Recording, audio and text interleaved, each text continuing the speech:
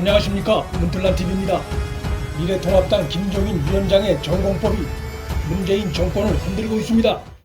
김종인 위원장은 19일 보수 정당 대표로는 처음으로 5.18 묘역 추모탑에 무릎을 꿇고 부끄럽고 죄송하고 또 죄송하다며 5.18 영령들에게 당을 대표해 사죄했습니다. 올해 81살인 김 위원장이 찌는 무더위 아래서 무릎 꿇고 잠비하는 모습은 5.18 희생자 묘비를 쓰다듬고 적당히 사진 찍다 가는 모습과는 크게 다른 모습이었습니다. 호남의 전폭적인 지지에 정권의 사활을 걸다시피 하고 있는 문재인 정권은 김종인 위원장의 이 같은 파격 행보가 떨떠름할 수 있지만 긍정과 부정 반응이 엇갈려 나올 정도로 김 위원장의 행보에 대해 민주당 내부가 혼란스러운 모습을 보이고 있습니다.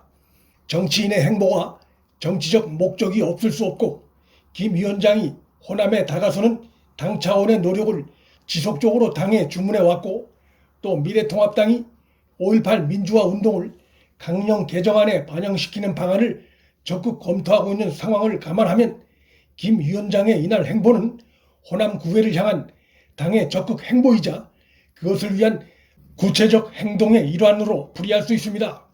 광주를 방문한 김 위원장은 이날 기자들과 만난 자리에서 대통령 문재인과 회동이 성사될 경우 그 의제에 코로나 이슈를 포함시킬 수 있다고 밝혀 그의 전공법이 눈길을 끕니다.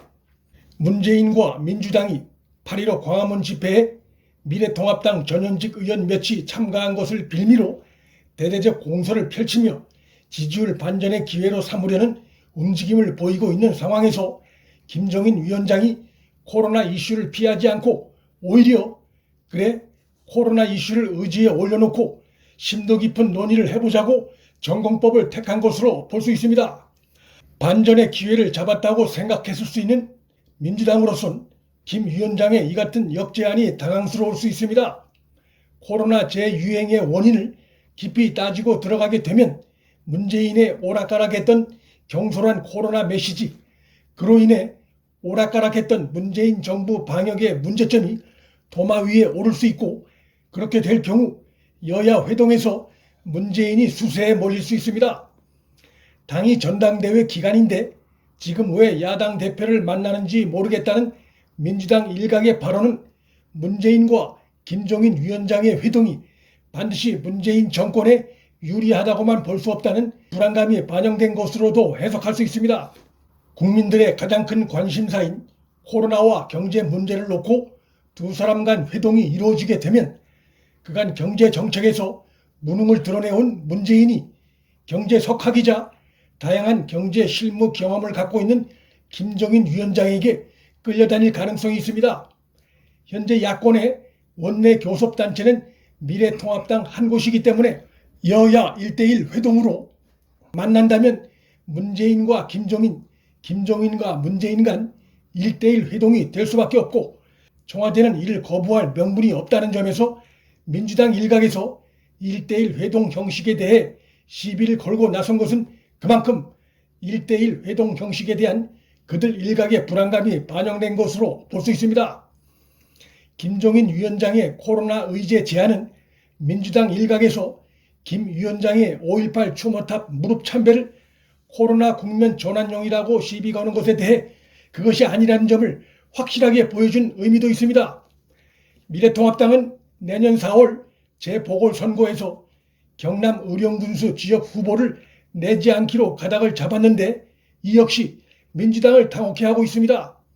민주당이 자기 당 소속 인물의 귀책 사유로 다시 선거를 치르게 된 서울과 부산시장 선거에 당 내규를 무시하고 후보를 내려는 움직임을 슬금슬금 보이고 있는 가운데 미래통합당이 선제적으로 자당 후보가 선거법 위반 혐의로 재선거를 치르게 된 의령 군수 선거에 후보를 내지 않겠다고 전공법을 택해 민주당을 당혹해 하고 있는 것입니다.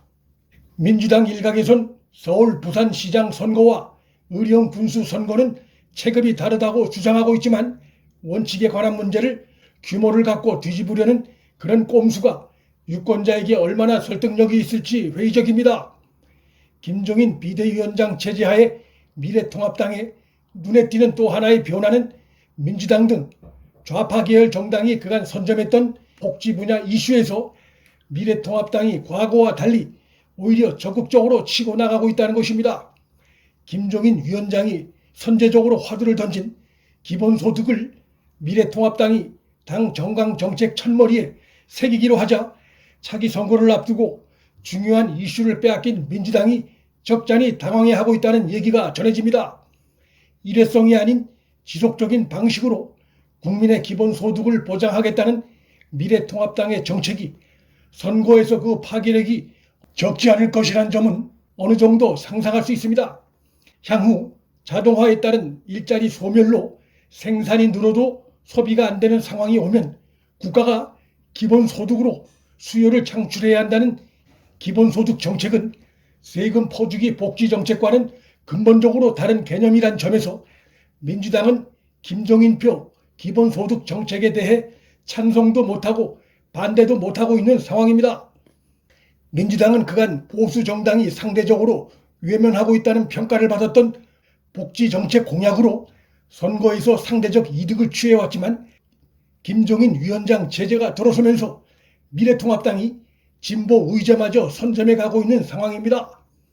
미래통합당의 이 같은 지역과 정책에서의 확장 추진이 중도층으로의 외연 확대는 물론 나아가 진보층 일부마저 흡수할 길을 열 수 있다는 점에서 귀추가 주목되고 있습니다.